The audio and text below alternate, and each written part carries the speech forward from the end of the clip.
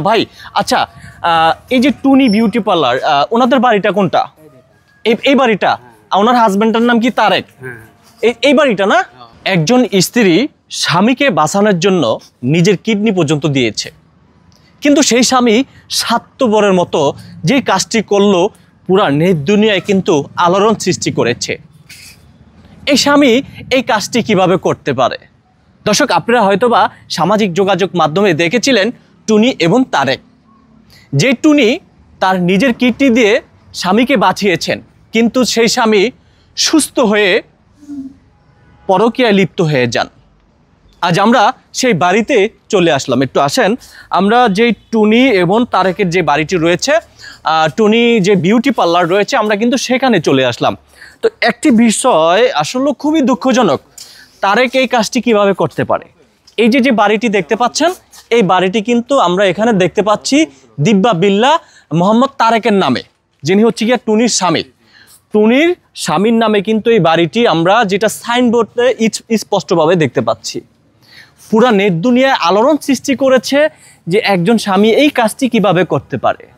আরে বর্তমান এই যুগে স্বামী যদি কিছু করে যায়, স্ত্রী কিন্তু চলে যায়, কিন্তু এই স্ত্রী স্বামীকে এত পরিমাণে ভালোবাসতো যার কিনা কিডনি দিয়ে স্বামীকে বাঁচিয়েছে, কিন্তু যখন সুস্থ হয়ে গেল সেই স্বামী স্বার্থপরের মতো স্ত্রীকে এক পর্যায়ে বলা যায় লাথি মেরে চলে গেছেন।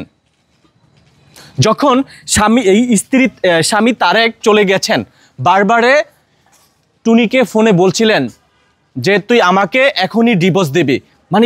প্রতিনিয়ত টুনিকে বিভ্রান্ত করছে, প্রতিনিয়ত টুনিকে মানসিকভাবে ডিপ্রেশনে ফালাচ্ছিলেন তারেক। আজকে আমি একটু আগে টুনির যে মা রয়েছে ওনার সঙ্গে আমি কথা বললাম যে আসলে টুনির এখন কি অবস্থা, কোথায় আছে, কি করছে। আমি যদি একটু বাড়িটা আপনাদেরকে দেখাই, এই যে দেখেন এখানে দেখতে পাচ্ছি দিব্যা বিল্লাহ মোহাম্মদ তারেকের নামে কিন্তু সেই বাড়িটিকে এখানে কিন্তু উল্লেখ রয়েছে। নিশ্চয়ই আপনারা সামাজিক যোগাযোগ মাধ্যমে দেখতে পাচ্ছেন। এই যে একটু জুম করে দেখান প্রয়োজনে, তো এই স্বামীর নামে পর্যন্ত বাড়িটি এখানে দিব্যা বিল্লাহ মোহাম্মদ তারেকের নামে।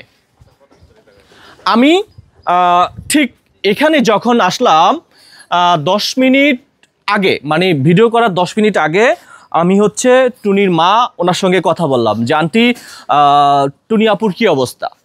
তো ওনার মা বলল যে গতকালকে একটি ইন্টারভিউ দেওয়ার পরে মানসিক ডিপ্রেশনে পড়ে কিন্তু এখন রীতিমতো টুনিকে নিয়ে হসপিটালে গিয়েছিলেন, সেই আন্টি বলল আমাকে। কিন্তু বর্তমানে এই যুগে হয়তোবা আপনারা দেখতেই পাচ্ছেন, সামাজিক যোগাযোগ মাধ্যম বলেন কিংবা অন্য কোনো সেকশনে দেখতে পান যে আসলে যখন স্বামীর সাথে কিছু হয়ে যায়, হয়তোবা স্ত্রী স্বামীকে রেখে চলে যায় কিংবা স্বামী স্ত্রীকে রেখে চলে যায়, কিন্তু এমন একটা পরিস্থিতি পুরা আমি যখন ভিডিও ধারণ করছিলাম এবং যখন আমি স্ক্রিপ্ট পড়েছিলাম, তখন আমার শরীরে লোমটা দাঁড়িয়ে যায়। বারবার টুনিকে ডিপ্রেশনের মধ্যে ফালাচ্ছেন যে আমাকে এখনই ডিভোর্স দিতে হবে, সে স্বামী কি একবার চিন্তা করলো না?